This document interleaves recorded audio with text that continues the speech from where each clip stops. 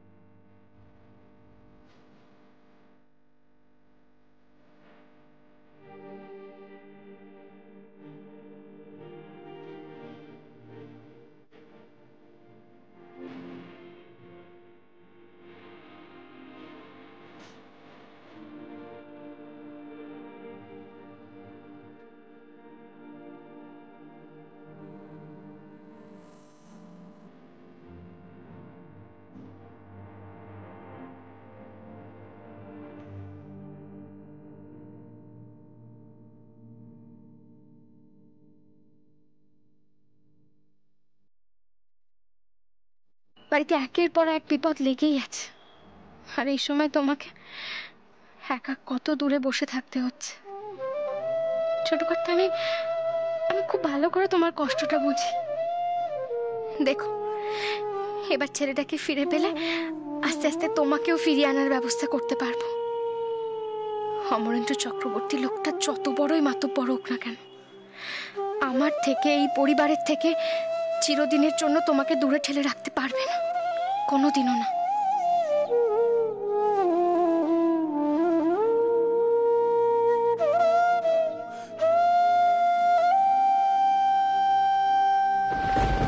আরে কি হলো, কি ভাবছেন?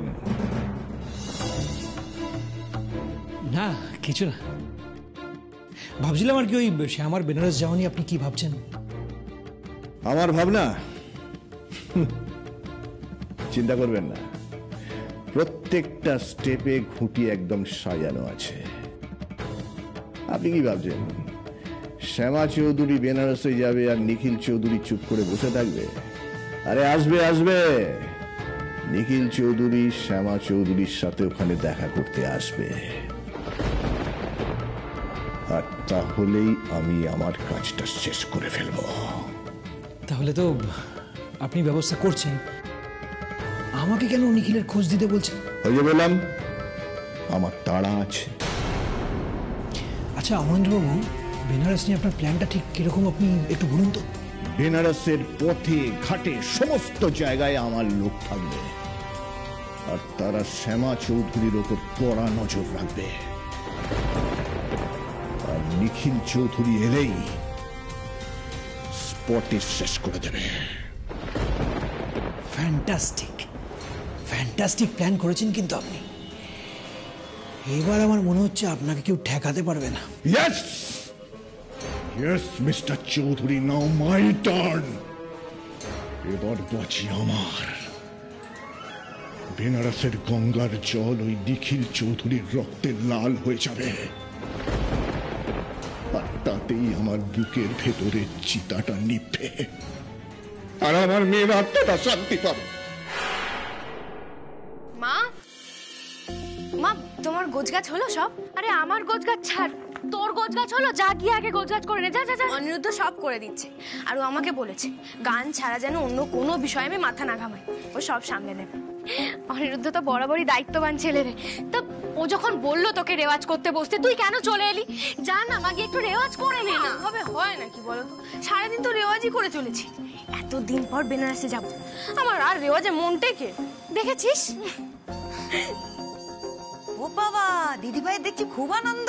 হ্যাঁ মা, তুমি কেন উঠে আসলে বলো তো? বেনারস যাওয়াচ্ছে বলে বুঝি? না, তুমি উঠে আসলে কেন বলো তো? একটা জায়গায় একটু চুপ করে শুতে পারো না? না বসো, আগে বসো এখানে। বলছি দেখেছো তোমার মায়ের এই আনন্দের কথার মাঝখানে শাসন শুরু করে দিয়েছে। বলছি খুব আনন্দ হচ্ছে না মা? হ্যাঁ ঠাম্মি, আমার একটু বেশি আনন্দ হচ্ছে। তা তো হবেই, একে তো তোমার জন্মস্থান, তার মধ্যে ছোটবেলাটা কেটেছে, এতদিন পরে যাচ্ছো। কতদিন পর বাবা বিশ্বনাথের মন্দিরে যাব, গঙ্গার ঘাটে বসতে পারবো, সেসব ভেবে আমার খুব আনন্দ হচ্ছে। আর রাবড়ি, রাবড়ির কথা ভেবে বুঝে আনন্দ হচ্ছে না? হ্যাঁ মা, সে তো হচ্ছে। ঠাম্মি, তুমি যদি আমাদের সঙ্গে যেতে পারতে না, কাকার দোকানের সব থেকে ভালো রাবড়িটা খাওয়াতাম। কিন্তু ঠাম্মি, তুমি একদম মন খারাপ করো না, বেনারসের পান মশলা আমি তোমার জন্য আনবোই। ঠিক আছে, পানি নয় চিবাবো, তুমি এনে দিও। হ্যাঁ সেসব তো হবে, কিন্তু শ্যামা বলছি যে সব ব্যবস্থা ঠিকঠাক করেছিস তো? মানে যে হোটেল টোটেলে থাকবি, যেখানে উঠবি, সেসব জায়গাটাকে নিরাপদ তো রে? মা, এত ভেবো না তো তুমি, অনিরুদ্ধ সব দেখে নিয়েছে, সব ঠিক করে রেখেছে ও। কি বলছিস কি? ভাবনা হবে না? ওই বেনারসে গিয়েই তো তুই আমাদের জীবন থেকে 18টা বছর হারিয়ে গিয়েছিলি। হ্যাঁ, চিন্তা হবে না? আবার এবার তো আমার নিখিলও সঙ্গে যাচ্ছে না, চিন্তার তো কথা। কি বলিস, কি ভাববো না? মা, এখন আর চিন্তা করো না আমাকে।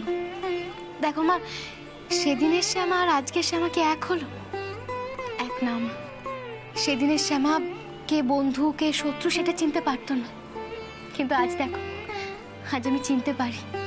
আর তার থেকেও বড় কথা, এখন আমার ছেলে জামাই মেয়ে সবাই আমার সাথে আছে, আমার কিসের চিন্তা বলো তো? সে তো বটেই, আমার দাদু ভাইরা দিদি ভাইরা কতটা দায়িত্বশীল সে আমি এতদিনে বুঝে গিয়েছি, আর এখন বিশ্বাসও করি যে ওরা তোকে সামলে রাখবে, আগলে রাখবে।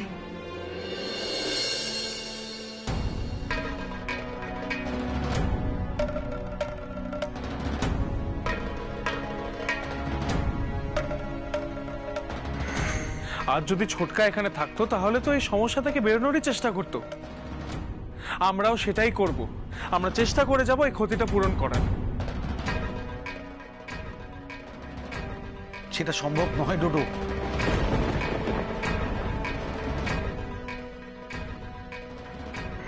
সিনা একদম ঠিক কথা বলেছে, এভাবে আমাদের চেষ্টা ছেড়ে বসে থেকে তো লাভ নেই। আর একটা ওয়ে আউট আমাদেরকে খুঁজে বার করতেই হবে, আর সেটা আমরা করবই।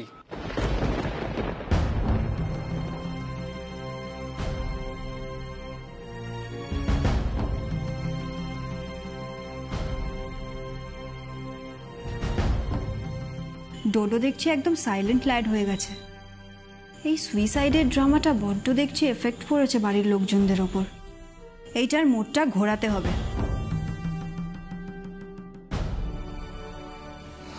শিনা, তুমি? হ্যাঁ আমি। কেন, আমাকে ছাড়া তোমাকে এরকম ভাবে অন্য কেউ ধরে বুঝি? না না, আমি অ্যাকচুয়ালি সেটা বলতে চাইনি, মানে আমি থাক ডোডো, তোমার সবটা এক্সপ্লেন করতে হবে না, আমি বুঝি। I know you are very upset, but situation এখন আন্ডার কন্ট্রোল, তাই না? ইয়েস শিনা, থ্যাংক গড বাবার কিছু হয়নি। ঠিক সময় যদি আমরা না পৌঁছতাম তাহলে তো আমরা বাবাকে। ডোডো, আমরা ওই ঘটনা নিয়ে আর কথা বলবো না। It's okay now, uncle rest করলে কমপ্লিটলি রিকভার হয়ে যাবে, ফিজিক্যালি অ্যান্ড মেন্টালি। আর তুমি তোমার বাবাকে সাপোর্ট করবে, বুঝলে? ইয়েস শিনা, আমায় বাবাকে সাপোর্ট করতে হবে, বাবার পাশে আমাকে দাঁড়াতে হবে, ফ্যামিলি বিজনেসে আমাকে জয়েন করতেই হবে। So do it. এত ভাবছো কেন? তোমার ফ্যামিলি, তোমার বিজনেস, তুমিই তো সাপোর্ট করবে। ইনফ্যাক্ট আমি তো বলবো আঙ্কেলের মাথা দিয়ে এখন বিজনেসের চাপ সরিয়ে দিয়ে আঙ্কেলকে রেস্ট করতে বলো। তুমি এনাফ কেপেবল সবটা সামলাবার জন্যে। এতদিনের এডুকেশন, ফরেনের জব এক্সপিরিয়েন্স সব কাজে লাগাও ডোডো। না শিনা, না, ইটস নট দ্যাট ইজি। আমি ওভাবে সবটা সামলাতে পারবো না। তাছাড়া আমাকে বাড়িতে সবার সাথে কথা বলতে হবে। একে এখানে ছোটকা নেই। This is a really really huge responsibility. You need to take the first step. সব হবে। আর আমি তো এসব আঙ্কেলকে রেস্ট করানোর জন্যই বলছি। বাকি আমরা তো সবাই তোমার সঙ্গে আছি ডোডো। হ্যাঁ, সেটা হতে পারে। বাবার পাশে দাঁড়াবো বলেই তো আমি বেনারস যাওয়াটা ক্যান্সেল করলাম। একদম ঠিক করেছো। ছেলে হিসাবে তোমায় এখন আঙ্কেল আন্টির পাশে থাকা উচিত। তুমি আমার পাশে থাকবে তো শিনা? জানো তো, ছোট কাম্মা সব সময় ছোটকাকে সাপোর্ট করে গেছে। ছোটকার সব সুবিধে অসুবিধায় ছোট কাম্মা অলওয়েজ সাপোর্ট করে গেছে, সব সময় পাশে থেকেছে, ইনফ্যাক্ট এখনো করছে।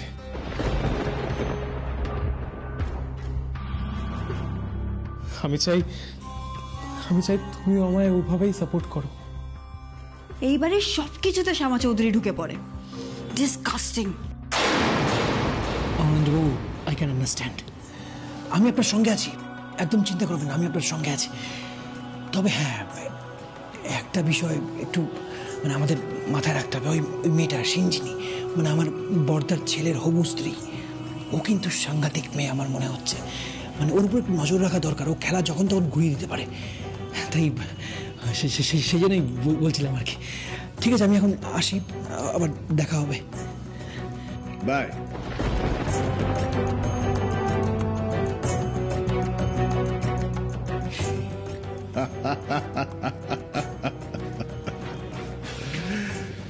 মিস্টার অশোক চৌধুরী একদম ঠিক কথা বলেছেন।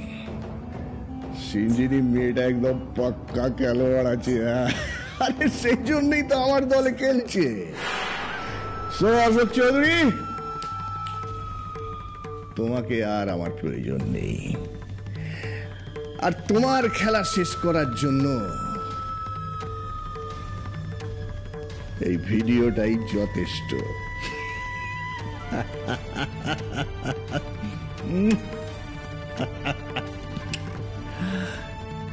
Shubhankar, yes sir. বেনারস যাওয়ার টিম রেডি তো? Yes sir. আপনি গ্রিন সিগন্যাল দিলেই দিলাম। বেনারসে গিয়ে ওয়েট করো। আর শ্যামা চৌধুরী আর তার পরিবারের লোকেদের ওপর শকুনের নজর রাখবে।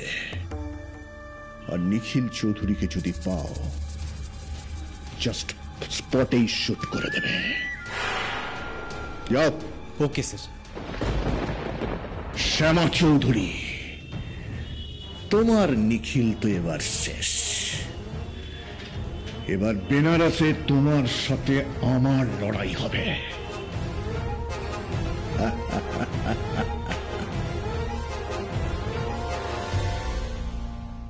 মা মা মা ও ঠামি, তুমি এখানেই আছো? তোমার ব্যাপারে কথা বলতে এসেছিলাম। বাবা আমার ব্যাপারে কথা বলতে বাবা, কি কথা? বলে ফেলো শিগগিরই। হ্যাঁ দেখো ঠাম্মি, এতদিন তো মা ছিল, তোমার সব ওষুধপত্র গুছিয়ে দিত।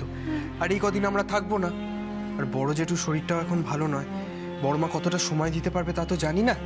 আমি বিজলি মাসিকে সবটা বুঝিয়ে দিয়েছি, তোমার কোনো অসুবিধা হবে না। মা দেখেছো, আমাদের শিবা কিন্তু বড় হয়ে গেছে। আরে বড় হয়নি, একবারে বুড়ো হয়ে গেছে, পাকা বুড়ো ছেলে। কিন্তু তোমার সঙ্গে আমার একটা কথা আছে।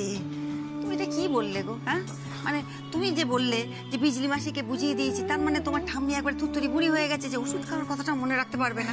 এইটা বলে তুমি সর্বনাশটি করলে, যে বাড়ি ভর্তি আমার ডার্লিংরা ঘুরে বেড়াচ্ছে, সবাই জেনে যাবে আমি বুড়ি, আর কেউ আমাকে বিয়ে করবে না, তুমিও করবে না। তখন কি হবে বলো তো? আমার কি সর্বনাশ হবে? আমি সব মনে করে খাবো, কাউকে বলতে হবে না। হ্যাঁ ঠাম্মি, সে তো তুমি ঠিক খেয়ে নেবে, কিন্তু মনে থাকলে তবে না। তুমিও আচ্ছা, আমাকে মনে করে তো রাখতেই হবে। বলছি যে মনে করে আমাকে ওষুধ খেতে হবে, খাবার খেতে হবে, কারণ আমাকে সুস্থ হতে হবে, বেঁচে থাকতে হবে। কারণ আমার আরেক দাদু ভাই যে আসবে, আমার সামানি খেলের ছেলে, তাকে তো আমি চোখেই দেখিনি। তাকে দু চোখ ভরে দেখবো, তার সঙ্গে গল্প করব, তার জন্য তো আমাকে ওষুধ খেতে হবে, বেঁচে থাকতে হবে, সুস্থ থাকতে হবে। আমি থাকবো।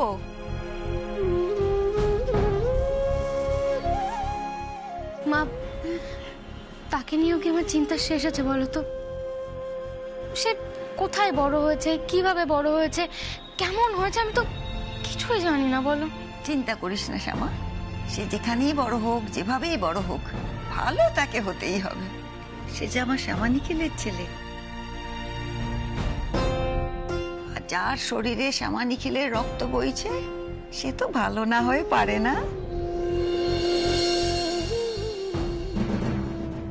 কি হলো সিনা, সাপোর্ট করবে না? এটা আমায় জিজ্ঞেস করছো? I am always there for you Dodo. আর তোমার ফ্যামিলি তো এখন আমারও ফ্যামিলি, তাই না? Thank you Sina, thank you so so much. আমি জানতাম তুমি আমাকে সাপোর্ট করবে। বিজনেসে মার্কেটিংটা আমি সামলাবো, আর প্রোডাকশনটা তুমি দেখবে। ছোটকা, অনিরুদ্ধ ওরা তো থাকবে। আমি বিজনেসটাকে টার্ন করে আবার টপে নিয়ে যাব। আমি আবার সব ঠিক করে দেব, আমরা আবার সব ঠিক করে দেব, আবার আমার ফ্যামিলির সম্মান ফিরিয়ে আনবো। আমি পারবো তো সিনা, পারবো তো? নিশ্চয়ই পারবে।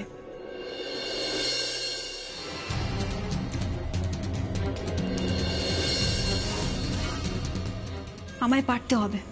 আমার লক্ষ্যে পৌঁছবো আমি, তোমার ফ্যামিলিকে ধ্বংস করে। এই ফ্যামিলিটা ধ্বংস হয়ে গেলে শ্যামা চৌধুরীকে তিলে তিলে শেষ হয়ে যেতে দেখবো আমি। নিখিল চৌধুরীকে শেষ করার জন্য অমরেন্দ্র চক্রবর্তী তো রইলেনি।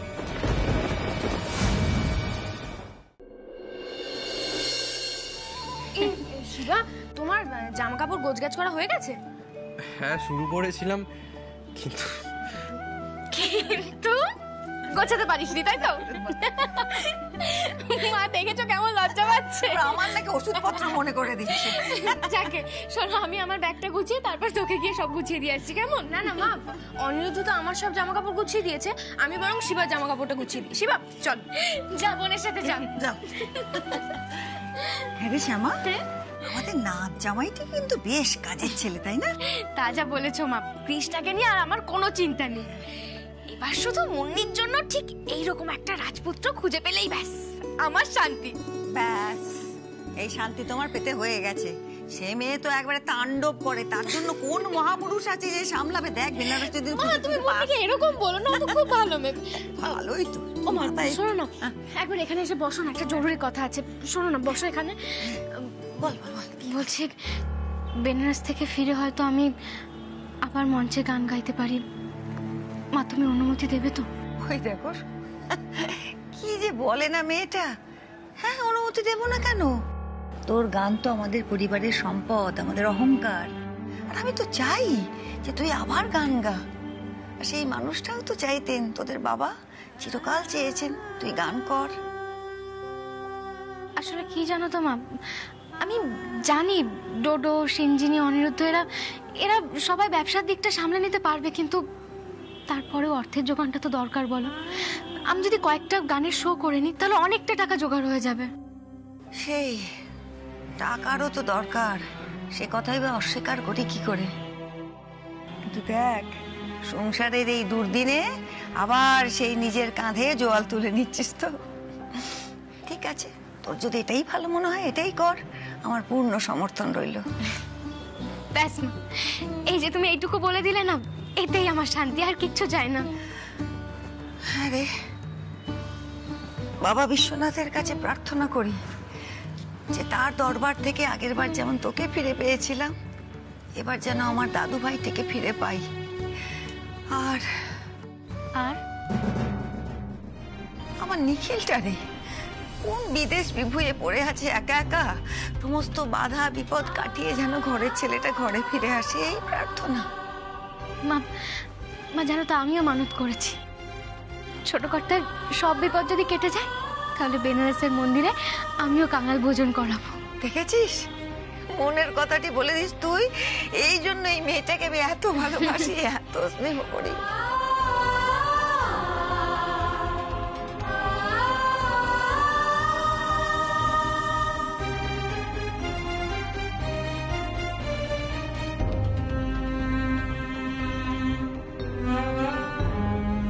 তোমার ভালোবাসা, তোমার বিশ্বাস, ভরসাকে পাথেয় করেই যেন আগামীর লড়াই আমি জয়ী হতে পারি মা। বাবা বিশ্বনাথ যেন আমার ছেলেকে আমার কোলে ফিরিয়ে দেন, চৌধুরী পরিবার যেন আবার আগের মতো সুখ সমৃদ্ধিতে ভরে ওঠে।